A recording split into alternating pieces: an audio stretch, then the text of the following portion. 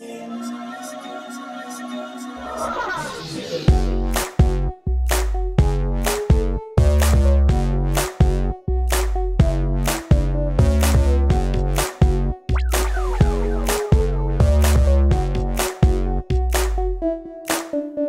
Adam Sofo.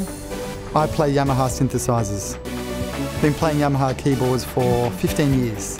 My most recent gig was with Guy Sebastian. I did the National Australian Tour supporting Lionel Richie.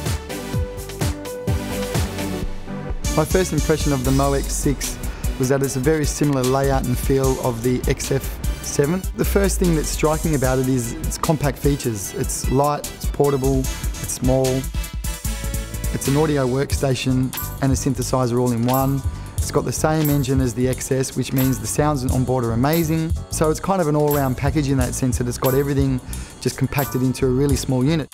It's got fantastic sounds. One of the main features is the layering, being able to put effects on those layered voices and being able to split them up into different parts of the keyboard. So for live work, it's perfect. In my live performances, I mainly use many of the keyboard sounds, including the organs, the Rhodes, the whirly and the piano sounds. And I also tend to feature the orchestral sections a lot, the strings and the pads and the brass and woodwinds. I particularly like the expanded articulation classical guitar voice, which I mainly use live.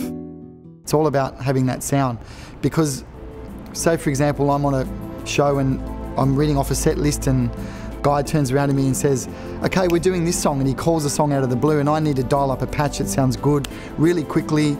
It's off the cuff, it's not programmed into my set list, and it's just something I need straight away. I know that if I do that, I'm going to be able to pull it off, it's going to sound great.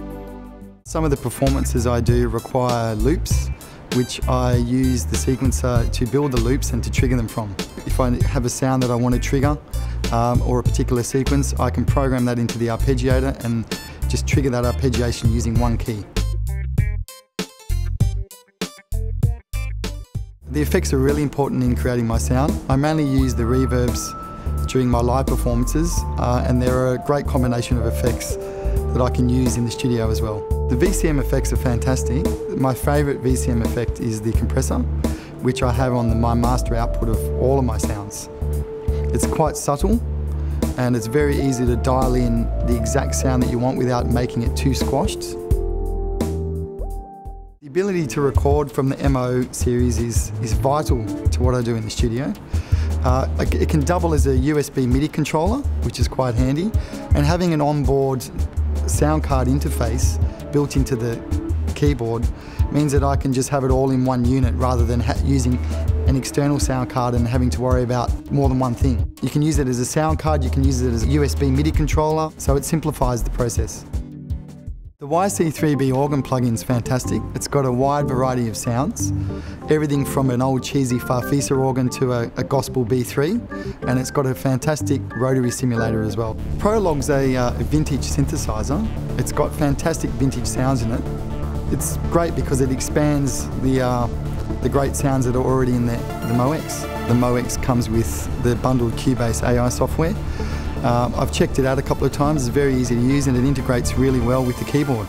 Using the right gear is the most vital part of your musicianship.